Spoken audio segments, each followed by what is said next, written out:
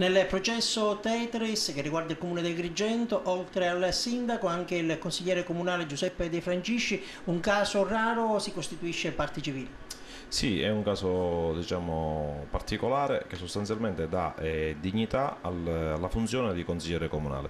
Per questo ringrazio lo studio legale Panepinto del Foro di Caltanissetta che ha fortemente insistito diciamo, su questa tesi.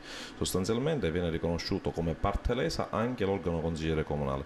Come ben saprete io sono stato diciamo, promotore diciamo, di questa attività di indagine che poi ha scaturito poi praticamente un'inchiesta giudiziaria che oggi ci vede costituiti sia il comune di Agrigento nella persona del sindaco sia me come consigliere comunale nella funzione di controllo.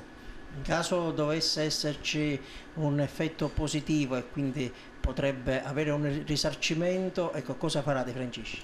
Ma sicuramente praticamente questi saranno devoluti in beneficenza o comunque sicuramente me lo ero già prefisso per l'abbellimento dell'arredo urbano e il decoro della città perché il comune ne ha tanto bisogno.